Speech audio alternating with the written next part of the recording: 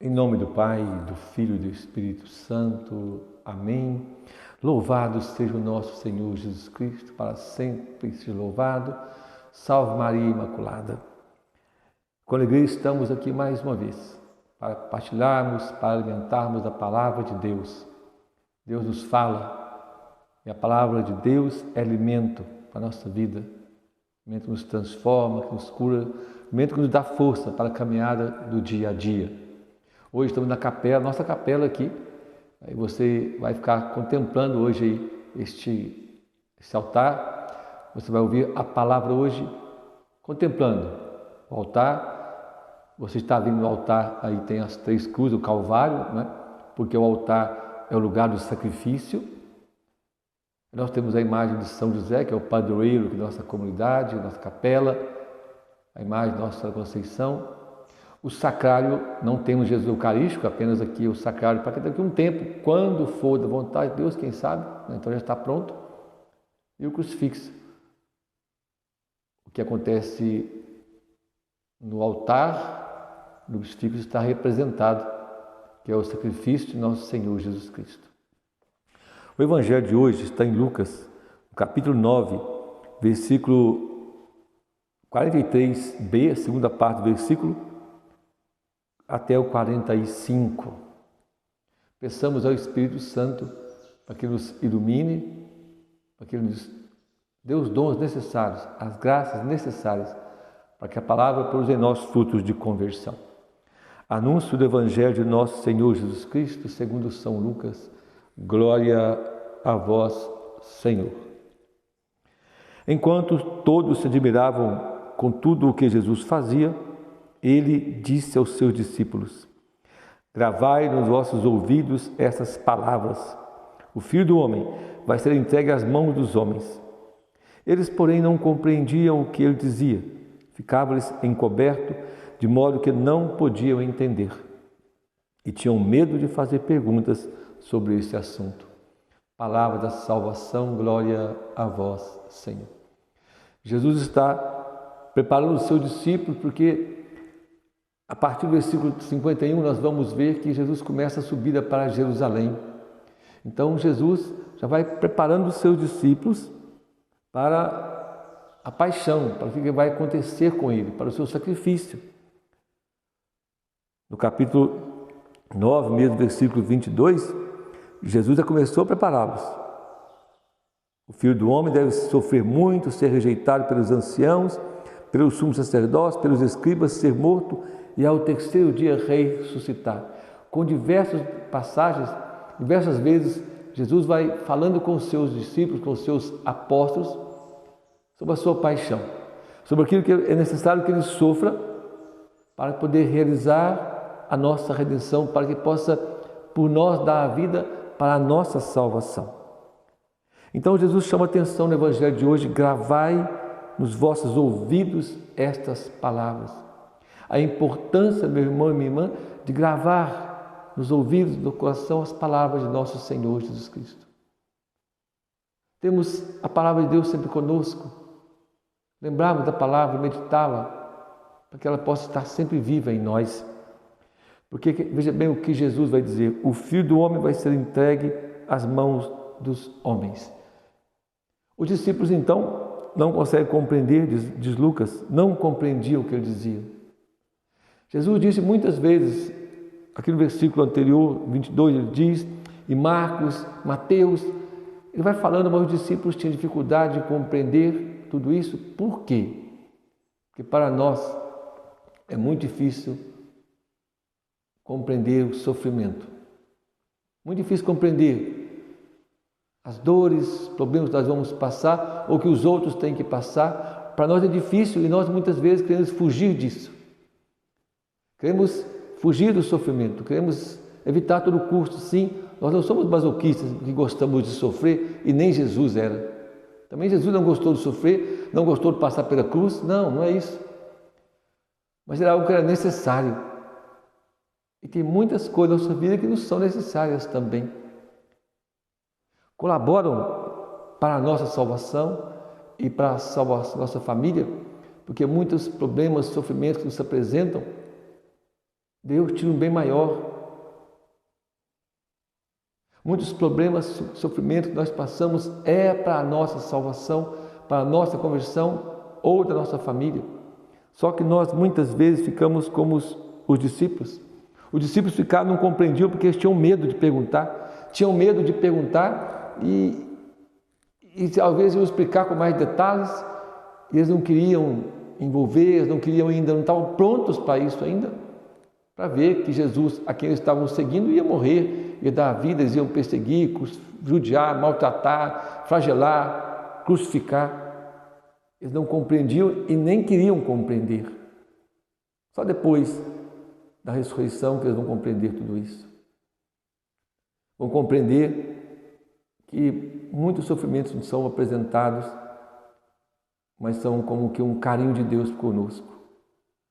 Não é bem um castigo daquele que nos ama tanto, que permite os males para a nossa salvação, para a salvação da nossa família ou para a salvação de tantas pessoas que nós nem conhecemos. Quando nós somos capazes, meu irmão e minha irmã, de passar pelos sofrimentos, dores, doenças, dificuldades e passar tudo diante da vontade de Deus, com paciência, com amor, com sofrimento, mas com paciência, e nós podemos oferecer também o nosso sofrimento para a salvação de tantas pessoas que precisam também de salvação. Deus sempre tira um bem maior. Nós que não somos capazes de compreender tudo isso, nós às vezes queremos procurar culpados. É como na pandemia. Todo aquele sofrimento, as pessoas ficavam preocupadas com quem é culpado. De onde veio isso? Veio da China? Veio de onde que veio? Veio da África? De onde que veio essas coisas? E foi tal pessoa que mandou. Fizeram isso. E queriam encontrar...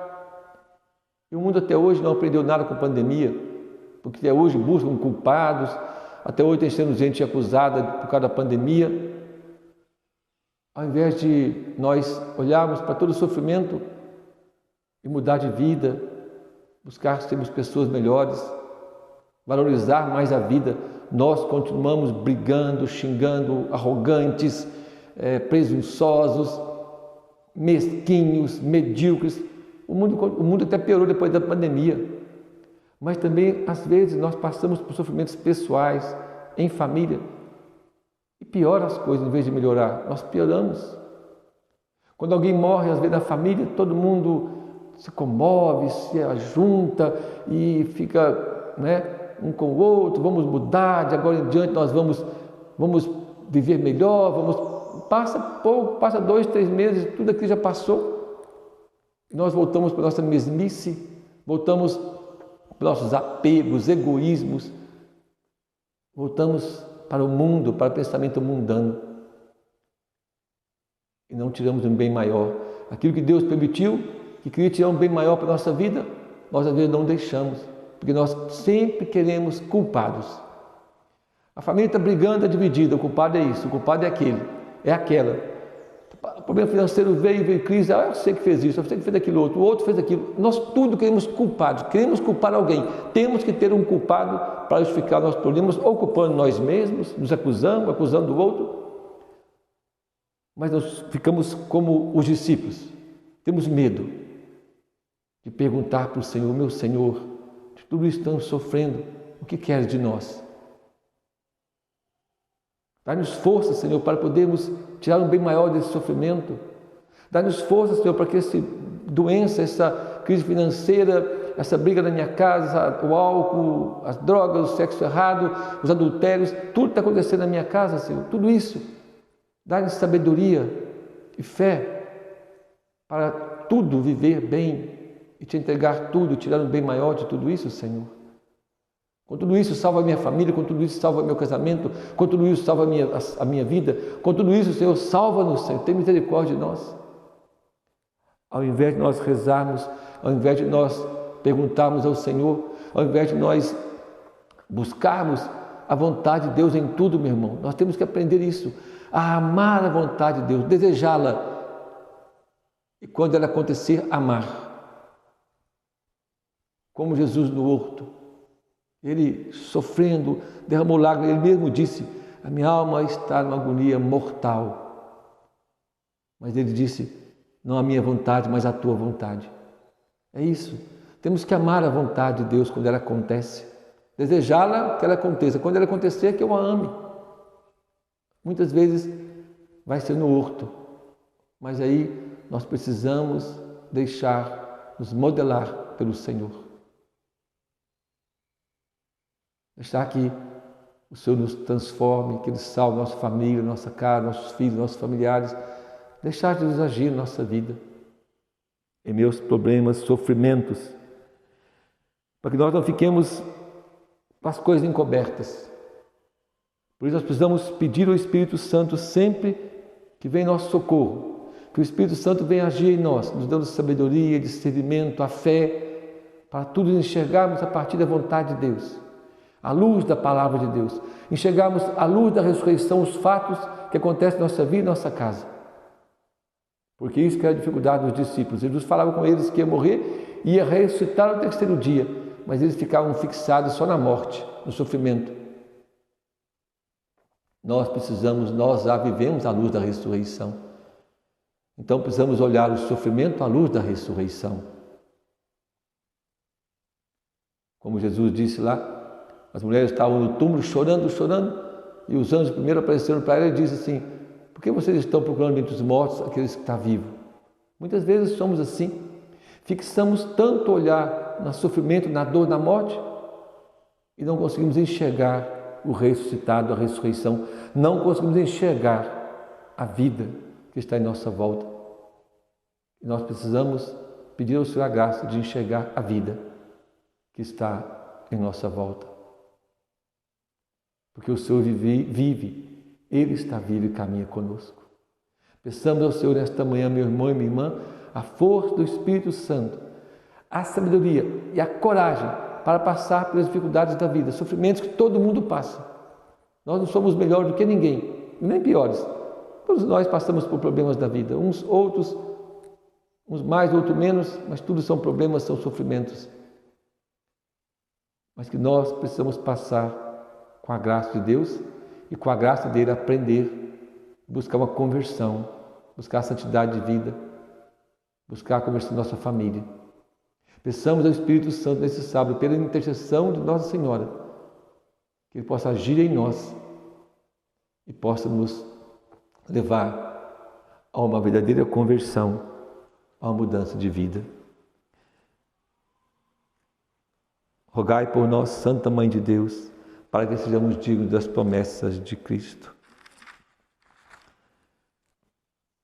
Peçamos ao Senhor que nos abençoe nesse dia de hoje, que Ele possa nos dar a sua bênção, a sua graça, que possa permanecer conosco nesse dia e sempre. Que o Senhor nos abençoe e nos guarde, em nome do Pai, do Filho e do Espírito Santo. Amém. Louvado seja o nosso Senhor Jesus Cristo, para sempre seja louvado. Salve Maria Imaculada. Daqui a pouquinho eu vou rezar de novo a oração a Nossa Senhora. Aquela que nós já rezamos: Maria, põe tua mão, minha mãe e minha rainha, põe tua mão antes da minha. Vamos rezar junto essa oração nesse sábado dedicado a Nossa Senhora.